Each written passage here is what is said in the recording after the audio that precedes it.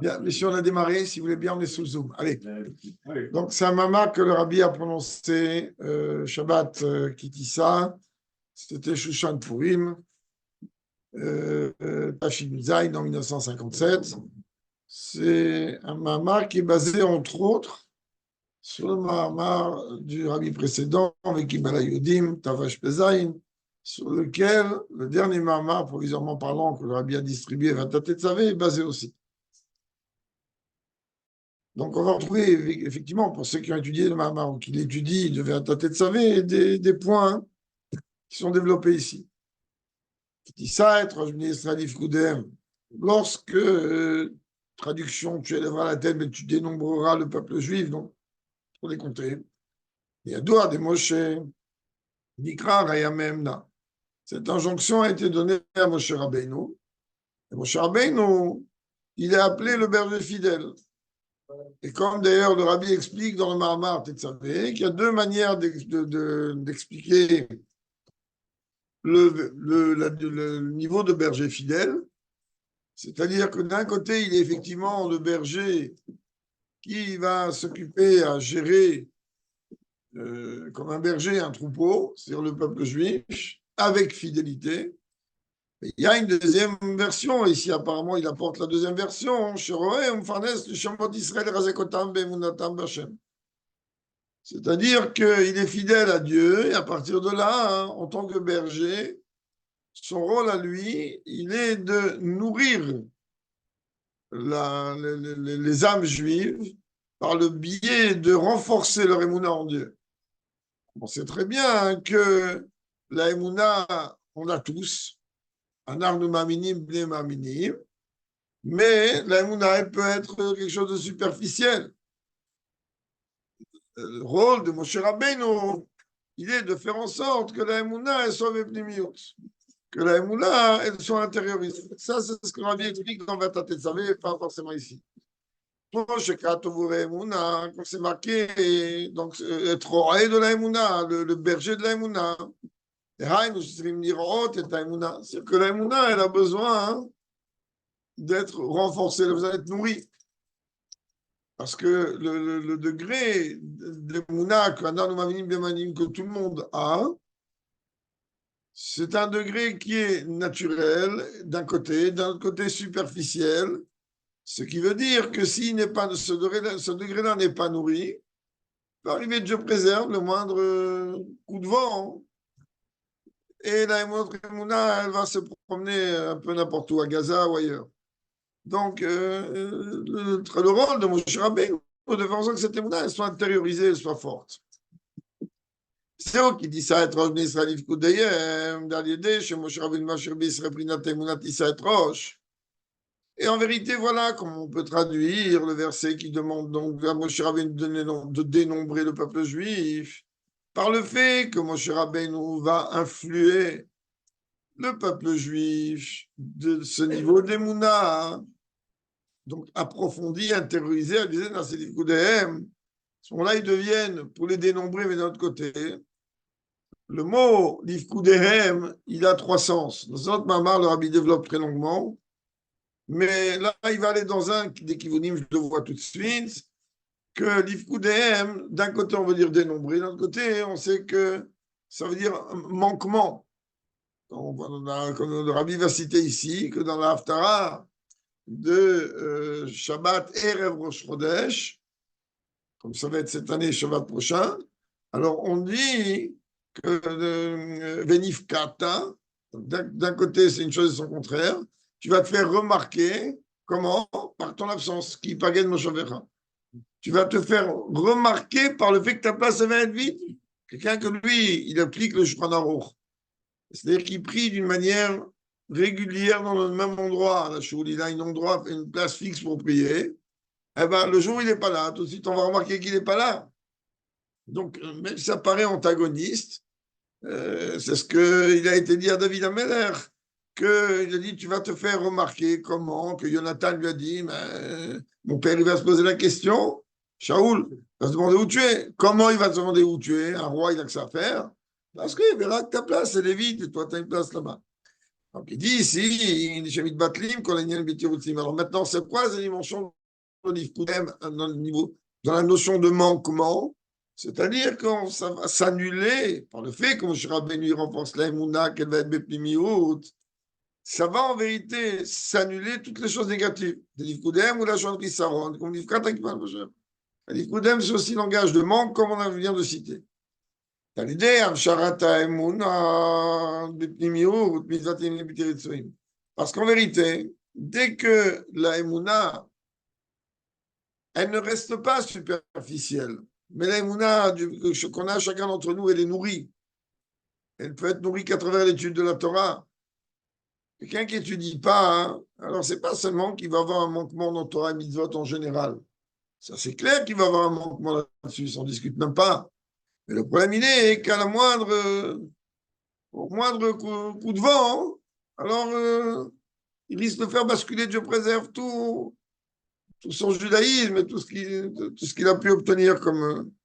Maintenant, il dit que le fait que la Emouna, Moshe Rabbeinu, il va faire en sorte que la Emouna, elle va être totalement intéressée, elle va être limite. Alors, toutes les choses négatives, elles vont s'annuler automatiquement. Parce que quelqu'un, il va être mamine, page toute, que ce que Dieu, il fait, c'est bien, et comme ça va être. Et comme ça, il verra en bien visible et dévoilé.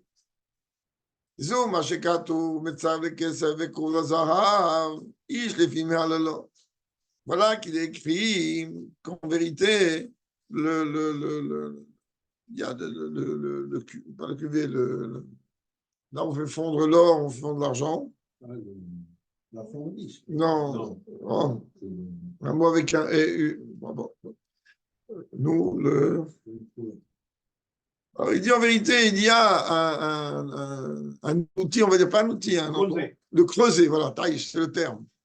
Donc, il y a de la même manière qu'il y a un creuset pour l'or, et il y a aussi le joaillier, si l'on peut dire, pour l'argent. Il y a un travail qui est fait pour travailler l'argent, et le creuset pour l'or. Je les filme chacun. Il y a des gens que leur job, il est de travailler l'argent. Il y en a d'autres qui sont faits pour travailler l'or. Même si ça paraît quelque chose qui est similaire, ce n'est pas du tout la même manière. En tout état de cause, que ce soit le Metzaref ou que ce soit le cours. Le Tzoref, c'est plus pour le Kesef. Oui, c'est ce qu'il dit. C'est les soudures, etc. Et pour l'or, c'est autre chose. À 100%. Dans les deux cas, on est en train en vérité de se débarrasser des obsolètes. Dans les deux cas, cela va servir à se débarrasser de toutes les impuretés ou de tous les métaux qu'il peut y avoir qui sont extérieurs ou à l'argent ou à l'or. C'est par exemple, ça j'en connais un petit morceau, que dans l'amalgame dentaire, on tient beaucoup d'argent. Aujourd'hui, je ne sais pas si encore les dentistes utilisent ça, mais à l'époque, les dentistes utilisaient beaucoup d'amalgame pour faire le plombage. Alors, il y avait du plomb, il y avait de l'argent. On achetait l'argent à l'époque. On achetait l'amalgame parce qu'il y a de l'argent qu'il y a dedans. C'est deux méthodes, mais dans les deux cas, moi, jamais ça rêvé court, je mets avec les amis de la même manière que leur travail est effectivement que cette forme de creuset-là, pour faire la fonte de l'or et la fonte de l'argent, en vérité, permettent à éliminer toutes les impuretés. De la même manière, chaque homme, en fonction de sa louange qu'il a à Dieu, les filles, en vérité, tout va dépendre de quelle manière un juif, il est en train, en vérité, de louer Dieu dans sa tfila. On a déjà dit plusieurs fois que, en vérité, comme le Rabbi rapporte dans Yom Yom, le début de la descente dans le judaïsme, Dieu préserve, il est d'Afka lié lorsque on a une froideur et un manque dans la tfila. Un manque de ferveur dans la tfila. Quand un homme il fait attention à sa tfila et qu'il prie comme il se doit, alors automatiquement, c'est déjà des barrages, des choses qui vont venir bloquer toutes les dimensions négatives. C'est ce qu'il dit ici. Il dit en vérité, Shlomo Meler, il nous dit que de la même manière que l'or et l'argent se fondent, ça dépend, il dit ici, Ish les films à l'eau, ça dépend de chacun en fonction de sa louange. De quoi il parle? Alors, Kamouvan, on sait très bien que l'argent, il représente une fusion avec Dieu, Nirsof Nirsafti.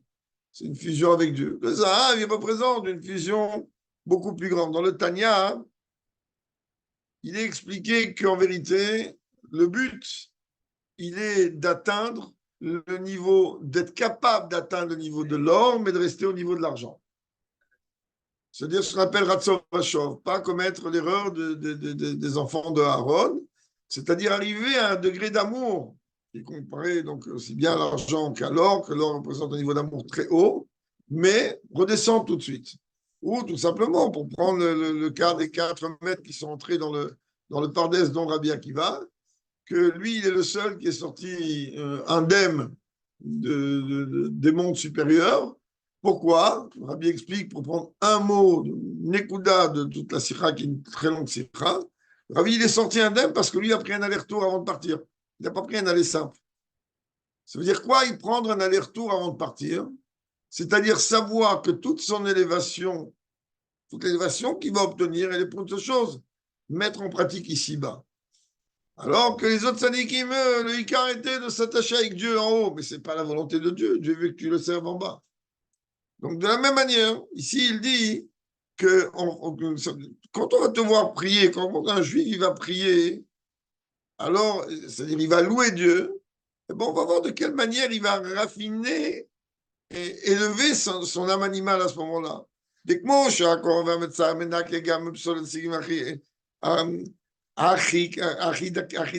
même manière que c'est creusé là, aussi bien pour l'or que pour l'argent, il nettoie. D'abord, ça monte à une température gigantesque. Il nettoie en vérité même des déchets les plus fins. De la même manière, quand un homme il va commencer à prier Dieu comme il se doit, alors la tfila, elle va lui permettre de raffiner en vérité sa nefesh habahamit jusqu'à même les détritus les plus fins. N'oublions pas que le Zohar, il appelle la tfila Shat Krava. Il appelle l'Amida un moment de combat. C'est un moment de guerre. C'est un moment dans lequel la nefesh habahamit se réveille et elle fait tout ce qu'elle peut pour empêcher un juif de prier. Pourquoi? Parce que les filles alors, elle sait très très bien qu'en fonction avec laquelle le juif il va louer Dieu, l'énergie qu'il va mettre pour louer Dieu, automatiquement la nefesh habahamit va être affinée et même jusqu'au plus petit degré. Donc, זה אותו לשון להתקרב. אז מצד שני, מהתפילה רוצים, זה עניין on peut dire ça aussi. D'accord. Et donc, Zéou, nous avons c'est ça en vérité que dans la Mida, on demande à Dieu pardon.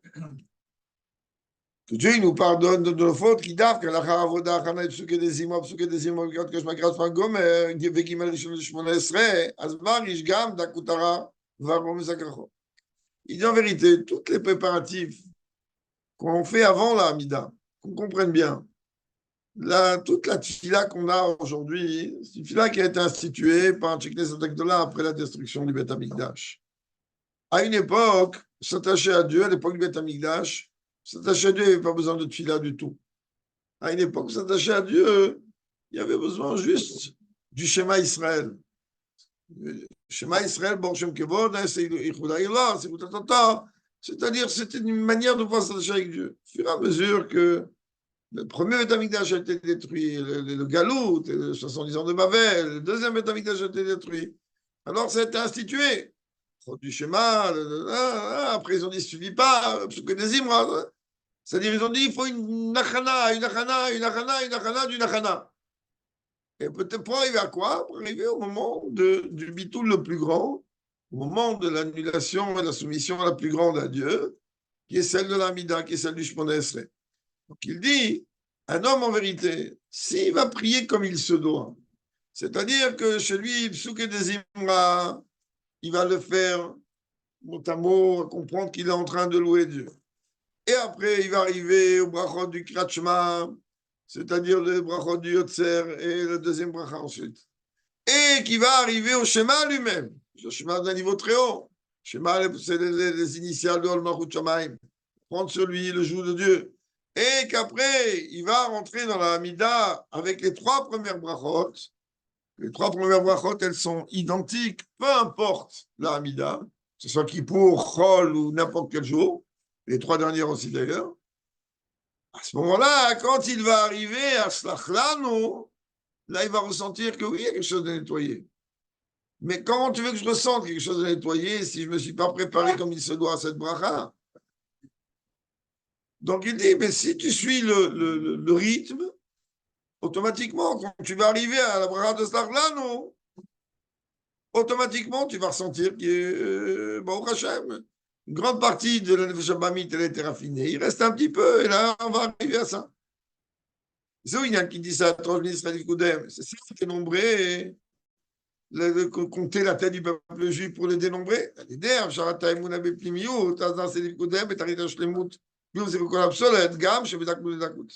En vérité, lorsque on s'attache à Moshe Rabbeinu, Moshe Rabbeinu, en vérité, son travail, il est de faire en sorte que notre émouna, elle va être intériorisée. Alors, automatiquement, oui, on aura les capacités de pouvoir, à ce moment-là, de l'amida, de pouvoir raffiner même les déchets, même les détritus les plus fins.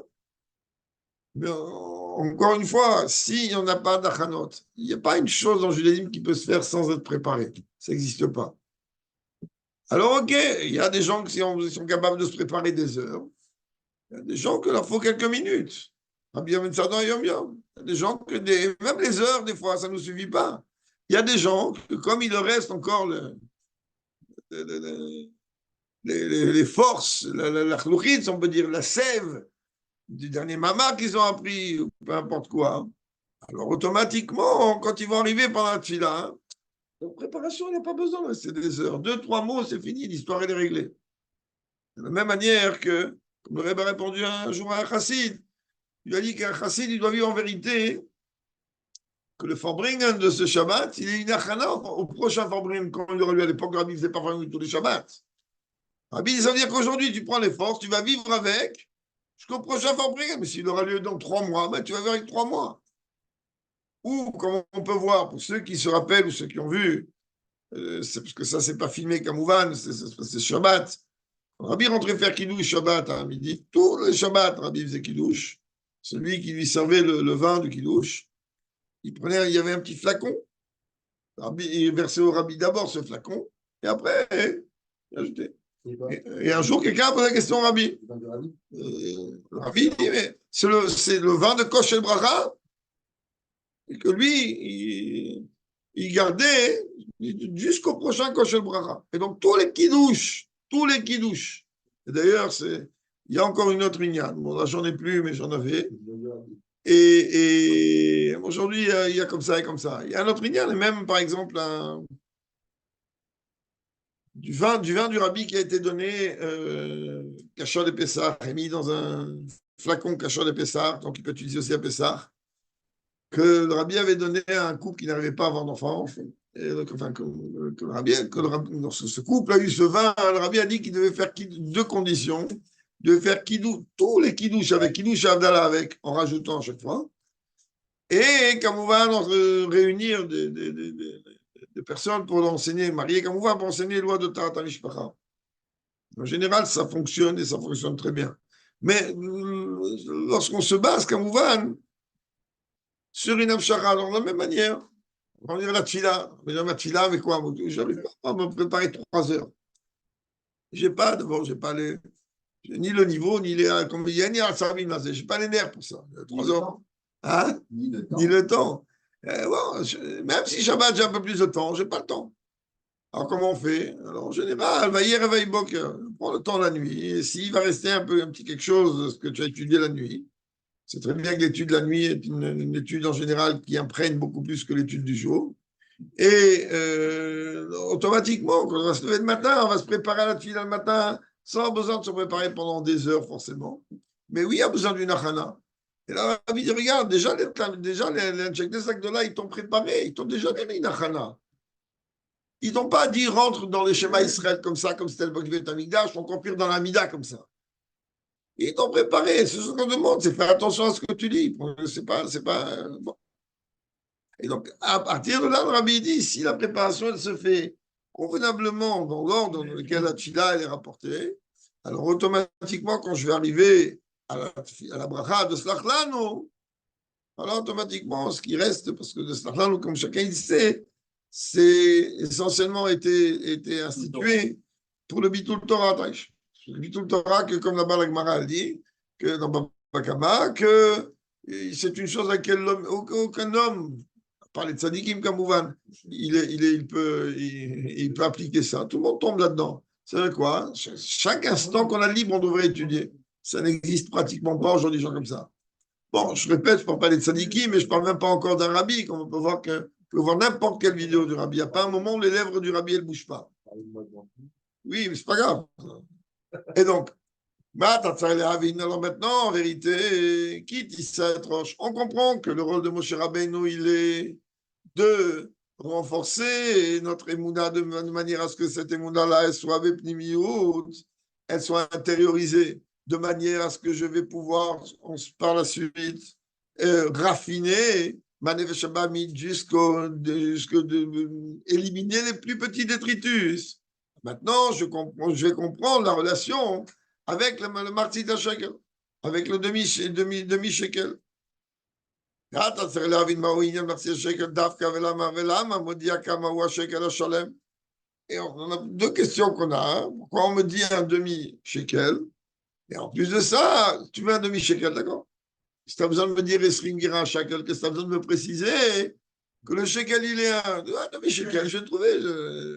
Pour voir quelqu'un, tu vas lui dire, regarde, c'est un demi-dollar. Tu as besoin de lui dire, c'est un shekel 90. Par exemple, je ne sais même pas si c'est ça. Non, un demi-dollar, il va se casser la tête, לא משנה. אחר זה אם לתת רק מחצית השקל למה בשיעור זה שווים et anniversaire. Et une autre question, donc ici on a trois questions en fait.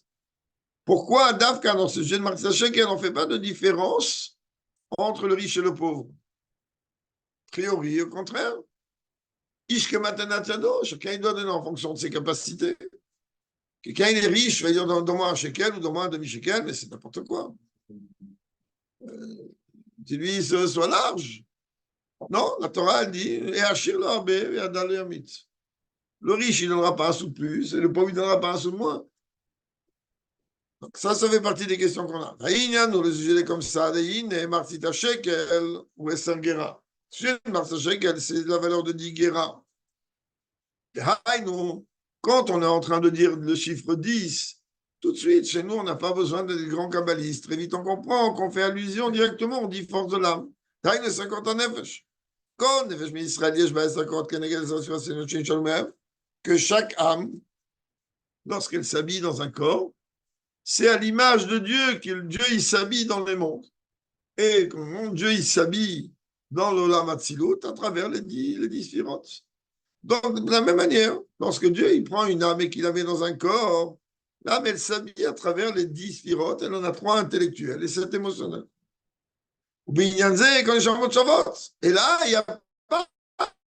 Ah non, ma neshama, elle vient de Tzilut, alors elle a 42 milliards de forces. Et ta neshama, elle vient de Malchut d'Asiya, elle a que 10 forces. Toutes les neshamot, peu importe leur niveau et leur degré du monde duquel elles sont tirées ou de la partie du corps d'Adam Arishon de laquelle elles sont tirées. Le méchant est quoi? Il y a 10 et pas 9, 10 et pas 11. C'est pareil, donc toute âme, chaque âme de chaque juif, elle a 10 forces. Rabbi dit, même si tu vas prendre une neshama qui vient du niveau le plus bas, du niveau le plus bas, du monde le plus bas, nefesh de Asiya. Ou bien une neshama de Hatzilut, une neshama qui vient donc du monde le plus haut d'Hatzilut. C'est pareil. Alors, c'est quoi, c'est pareil? Là, tu me dis que dans les deux cas, elles ont 10 forces. D'accord, mais ça veut dire quoi? Il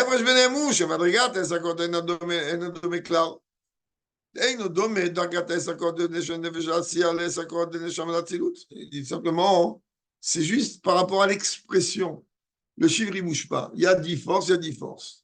Mais automatiquement, n'oublions pas que Dieu, il ne va pas venir demander Il ne va pas venir me demander à moi pourquoi tu n'as pas été Moshe Rabbeinu, comme c'est connu l'histoire de Rabbi Yochanan ben Zakkai.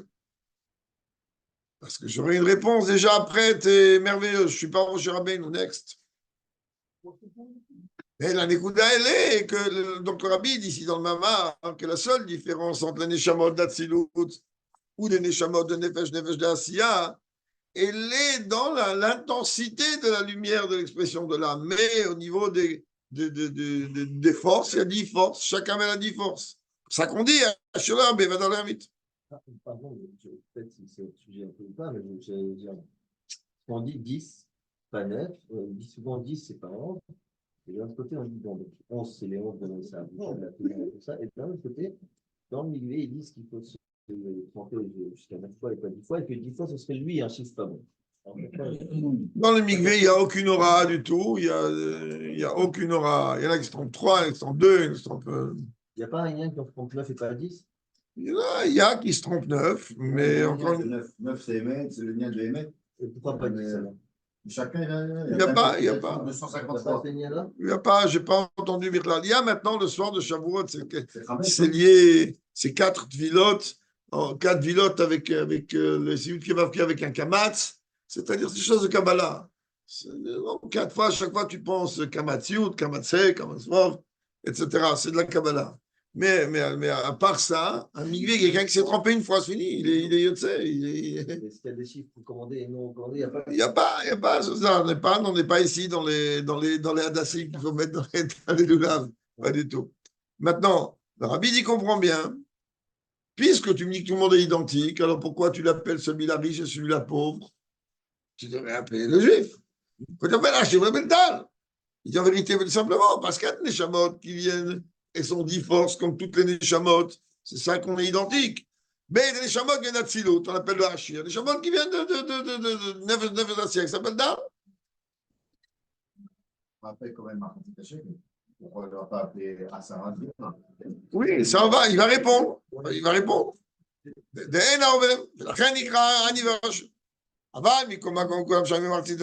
En vérité, ils sont tous identiques par rapport à ces demi-shekels.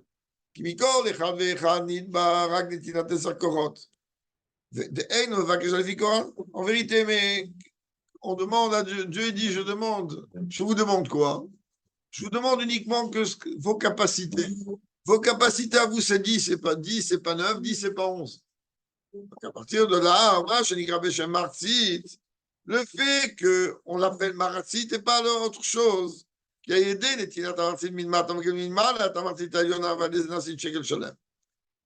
tout simplement pour venir te rappeler que même si en tant que juif, tu vas accomplir ton travail à 100%, 100% ce n'est que 50%.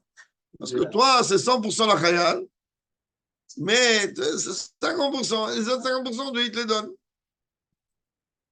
Puis Urania peut expliquer la chose de cette manière. Inactive, Yves doit être Hachem Besimcha. Voilà, comme me demande de servir Dieu dans la joie. Arrêtez, ou si vous voulez qu'on Israël, tu as votre Besimcha. Ça, c'est un ordre qui est donné à tout le peuple juif, que Dieu demande à tout le peuple juif de le servir dans la joie. C'est très bien qu'il y a une question que, je ne sais pas s'il va la soulever ici ou pas, mais en tout cas, ah oui, il va la soulever, donc je vais laisser parler, je continue. Donc,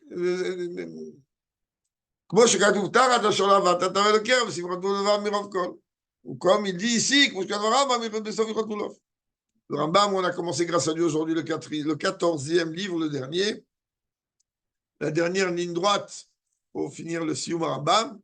Donc, il dit là-bas que dans les lois du Lulav, le Rambam explique longuement l'importance de la joie, que, comme il écrit dans Kitavo, après que là-bas il est rapporté des clalotes horribles, là-bas, Dieu il dit, tu sais pourquoi ça arrive ça? Pas parce que tu ne sers pas Dieu. Parce que quand tu le sers, tu ne le sers pas avec la joie.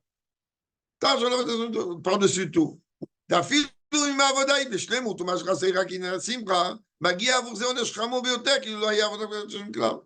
le Rambam, il rapporte.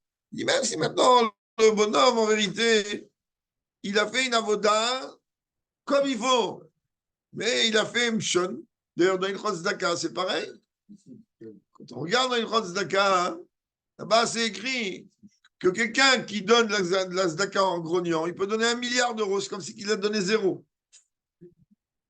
Donc, on voit ça dans beaucoup de mitzvot, entre autres, comme le Rambam le rapporte là-bas. Pourquoi il faut être heureux quand on sert Hachem? C'est pas une question bête. Mais comprends bien, pour pouvoir comprendre cette question, il faut comprendre, ça veut dire quoi? C'est quoi ce mérite de servir Dieu qui n'est pas donné à tout le monde? D'abord, le matin, tu dis à Dieu, Shelo Asani Goy. D'abord, tu remercies Dieu que Dieu n'a pas fait de toi un goy. Pourquoi un goy? C'est très bien. S'il a un goy, c'est une création de Dieu. C'est très bien. Pourquoi j'ai besoin de dire Shelo Asani Goy? Mais...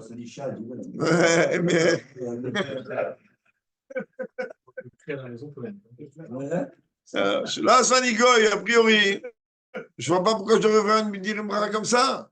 Ben, l'une des raisons, et la raison la plus fondamentale de Shelo Asani Goy, elle est que merci mon Dieu, que moi, hein, tu m'as permis de faire Torah Mitzvot en tant que permis. C'est-à-dire que tu vas un goy qui va accomplir, prenons un cas, un goy qui veut se convertir, un goy qui respecte le Shabbat, il est Chaimita. Il n'a pas le droit, même quand il envoie de conversion, il est obligé de casser un peu, de faire de profaner Shabbat. Pourquoi? Un goy qui est Shomer Shabbat, il est Chayam Mita. Parce qu'il n'a pas le droit. Le Shabbat, il a été donné que pour le c'est une relation ainsi que pour le peuple juif. On dit la tila de Shabbat. Donc à partir de là, quand je dis le matin chez le Hassan Igoy, la première chose, elle est que merci mon Dieu que moi, tu m'as permis d'accomplir ta volonté. Et à partir de là, si maintenant je veux comprendre pourquoi je dois être tellement joyeux, ça j'ai besoin de comprendre. Qu'est-ce que ça veut dire avoir le mérite de servir Dieu? Tant que je n'ai pas compris, ça veut dire quoi ce mérite? Alors je ne comprends pas pourquoi je dois être joyeux. Dieu préserve, Dieu préserve, Dieu préserve tout comme je vis à l'hôpital. Et qu'il est dans un état où il ne peut pas faire Torah Mitzvot. Imagine un peu la souffrance qu'il a. Et ça arrive même à des gens, à des tzadikim même, de ne pas pouvoir accomplir les mitzvot. Ça arrive même à des rébéim de ne pas pouvoir accomplir les mitzvot. 24 makom. Oui. Donc tu n'imagines pas la souffrance. Pourtant, mes gars, ils ne sont pas tours. Ce n'est pas eux qui se sont mis dans ce matzav. Mais d'une manière concrète. Donc, automatiquement, quand on sert Dieu, on doit servir Dieu avec joie. Merci mon Dieu que je suis en vie, en bonne santé. D'abord que je suis juif, en vie, en bonne santé. Et automatiquement, à partir du moment où je suis juif, en vie, en bonne santé, à moi, tu m'as donné l'injonction de faire tes mitzvot. À l'autre, non.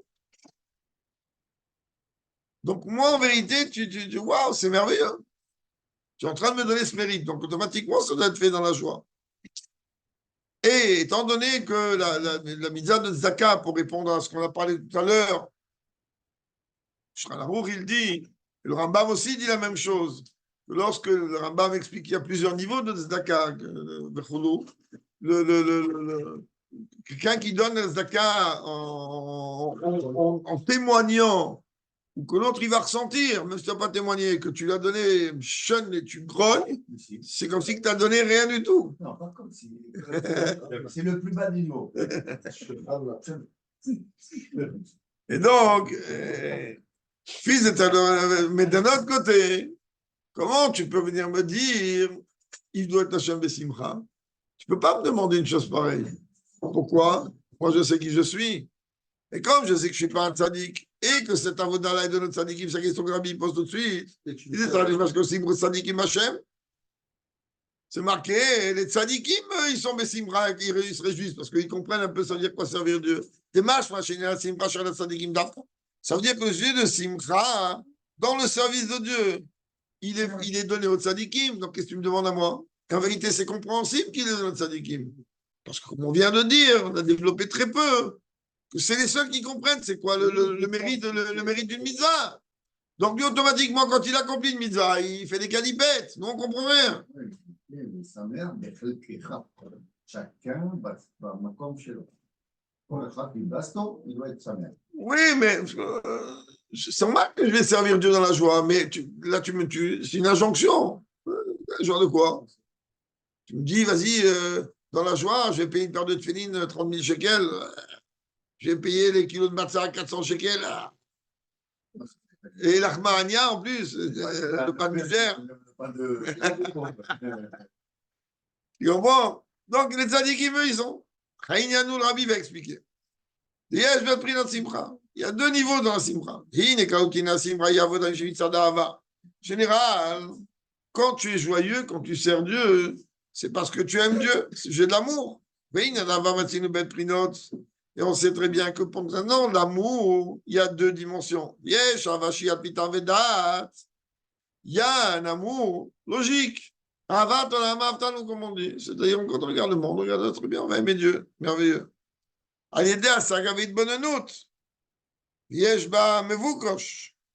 Et donc, en vérité, quand je vais commencer à comprendre la grandeur de Dieu, et je vais pousser ma réflexion, donc automatiquement, ma compréhension et ma réflexion vont m'entraîner à aimer Dieu, ce qu'on appelle un amour logique, pour l'instant, un amour intellectuel. Mais automatiquement, ça va aller jusqu'à demander à Dieu, d'accord? Comme on a vu dans le courage d'aujourd'hui, Arinat Kvader, Arinat Deracher, quand Rabbeinu demande à Dieu de se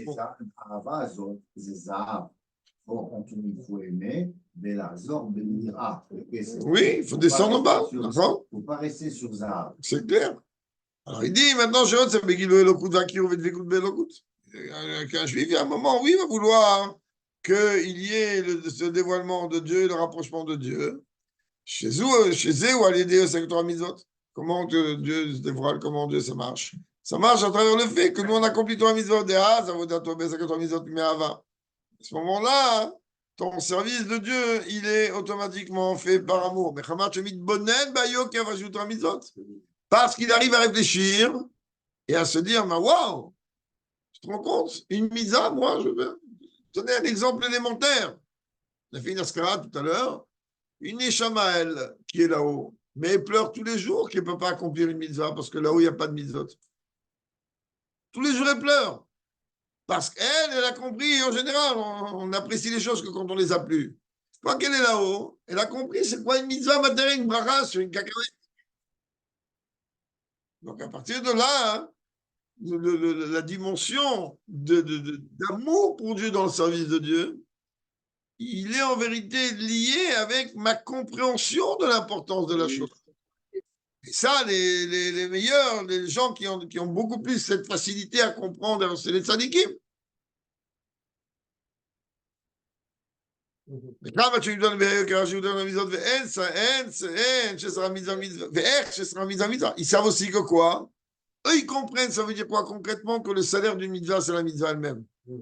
Chalier des Eya qui rouvat de Belokut. Parce qu'à travers la mitzvah, le mot mitzvah dérive du langage Sarta Chibour, qui veut dire fusion. Alors automatiquement, il se rapproche de Dieu, il s'attache à Dieu. Après, donc quand on a cette opportunité d'accomplir une mitzvah, on doit le faire avec joie. Et ça, tout juif, il peut arriver à ce niveau-là. Qu'on peut ressentir cette force, ce que représente réellement l'importance de Torah Mitzvah, la valeur de Torah Mitzvah.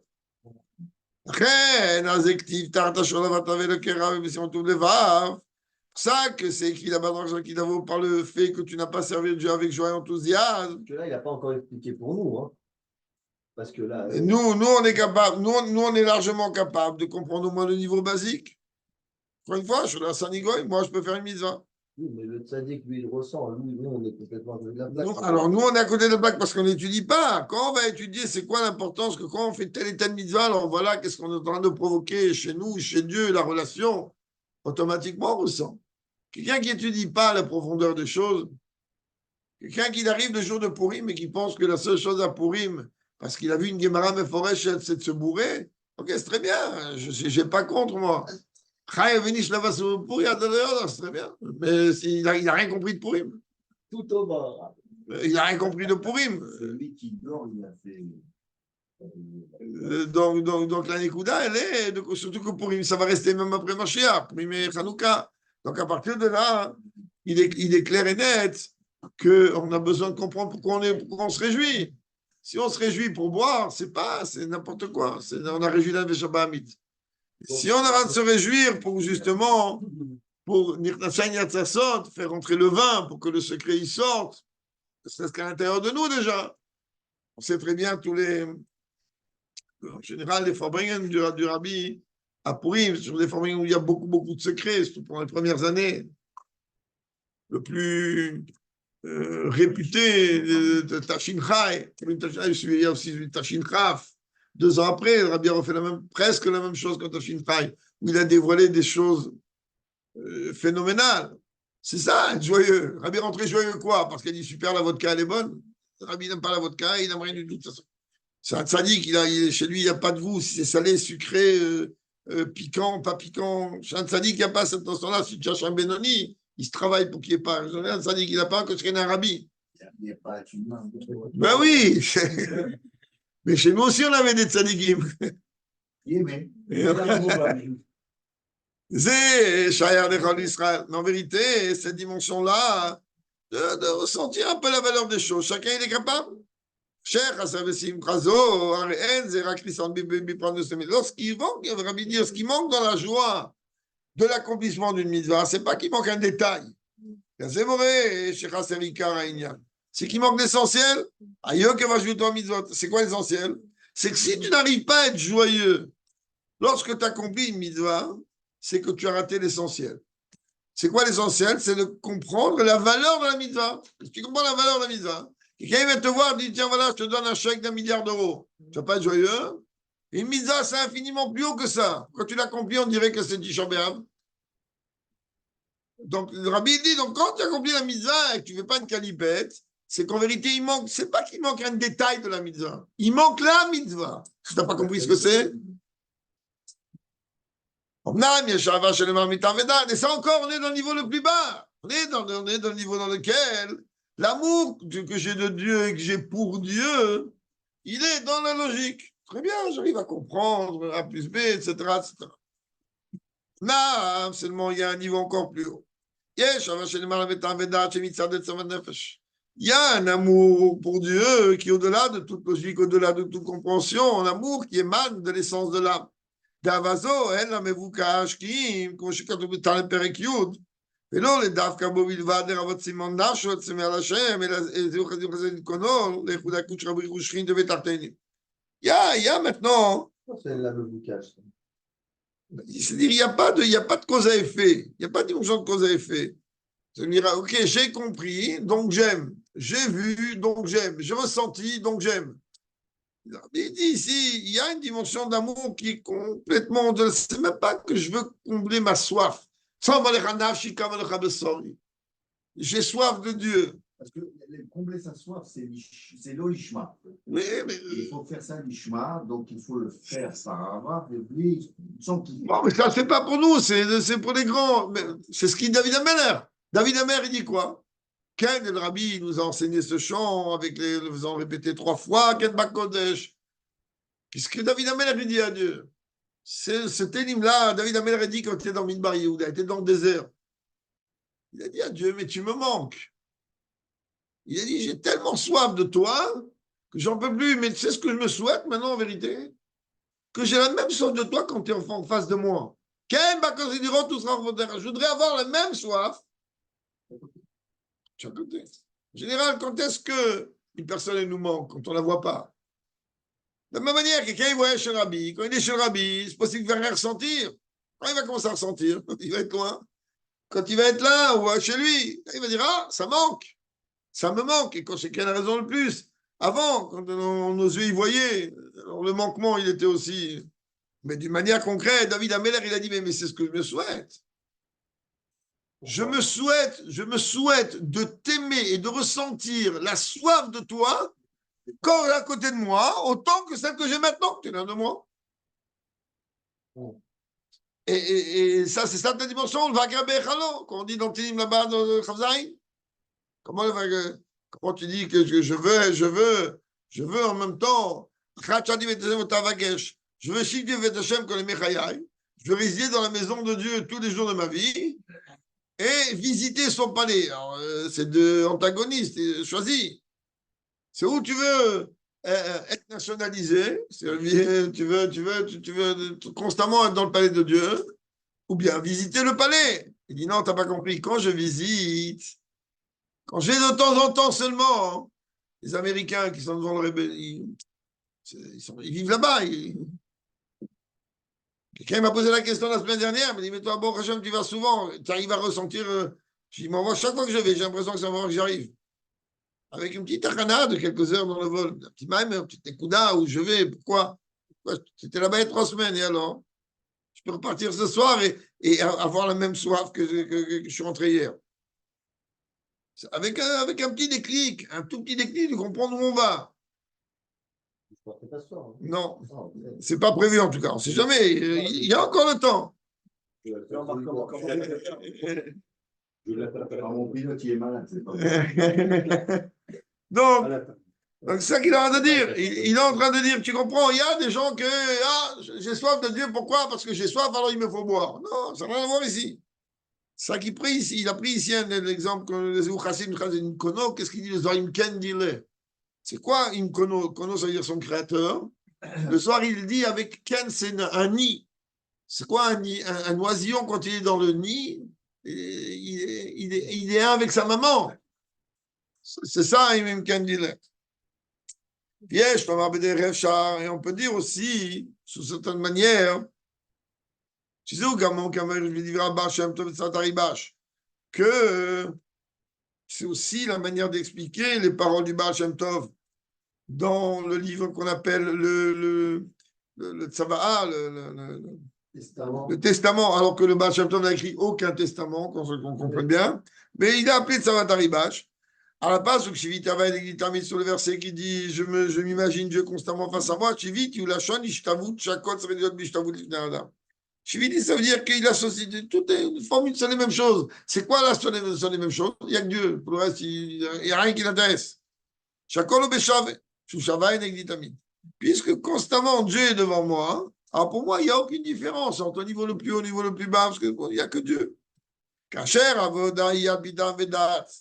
Que lorsque mon service de Dieu, il est d'après ma logique, d'après l'entendement humain, yes, les aimez-vous cacher. Alors il y a une raison pourquoi je veux. Il y a une logique. C'est-à-dire, il y a une cause, à cet effet-là, il y a une cause. Mais quand on arrive au niveau le plus haut, il n'y a pas. Mais quand même, là, on ne peut pas dire que son service de Dieu, il est dans lequel il met toutes les dimensions au même niveau. Alors que lorsqu'il sert Dieu au-delà de toute logique, il n'y a aucun intérêt, il n'y a aucune demande venant de lui. On dit que tout est au même niveau, il n'y a que Dieu, le reste, ça ne l'intéresse pas. Donc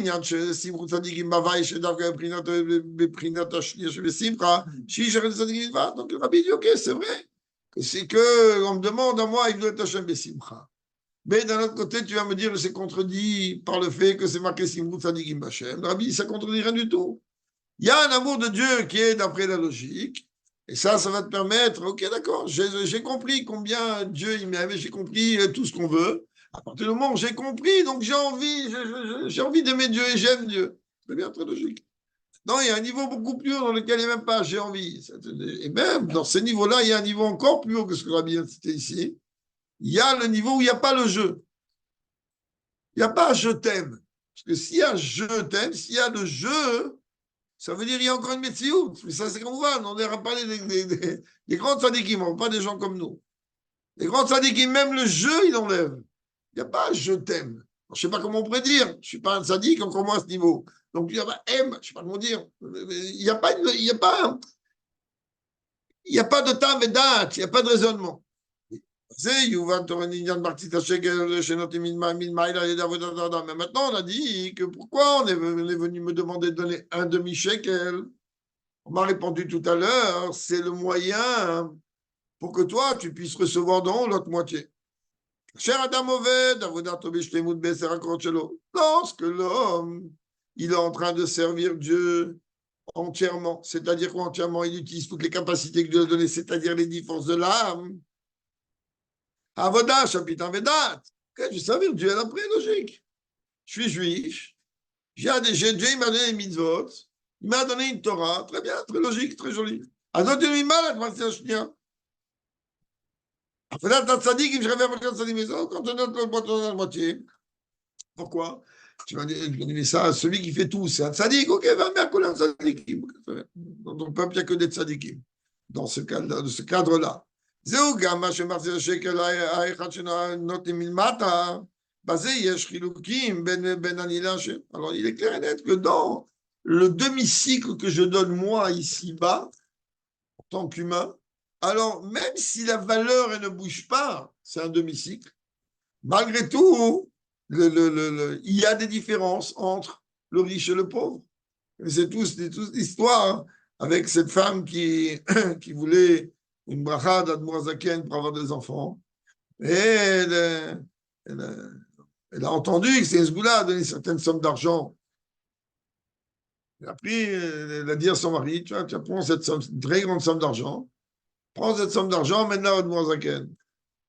Et quand Admour Zaken a vu les pièces, il a dit, qu'est-ce qu'elle a fait? Elle les avait fait briller.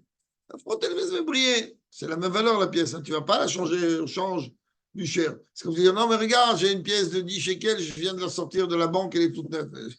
Elle vaudra 10 shekels, elle ne vaudra pas un sou en plus. C'est pas très bien dit. Le fait qu'elle est venue et qu'elle a embelli la mitzvah en faisant quoi? En disant, la pièce, on va les frotter, on va les faire briller.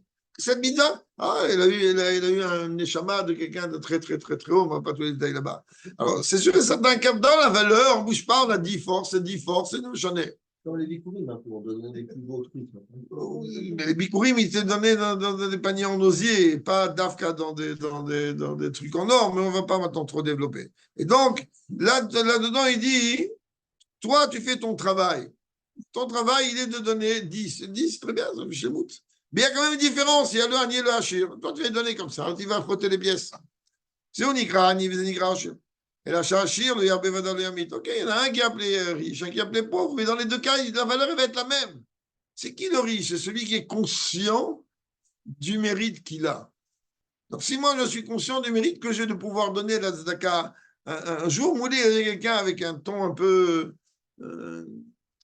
Sec, taïch, c'est exactement le terme. Sec, j'ai moulé avec de l'amour. Et il a dit, oh, il y en a marre, ils n'arrêtent pas de venir me demander. Vous l'avez dit que tu préfères être quoi? Parmi ceux qui donnent ou ceux qui reçoivent? Remercie Dieu que tu fais pas. Remercie Dieu. Tu fais partie de ceux qui donnent. Si on vient de te demander, c'est que tu es celui tu fais parmi ceux qui donnent, on ne te plaint pas, continue à donner. Et dis merci mon Dieu que toute ma vie je sois celui qui donne.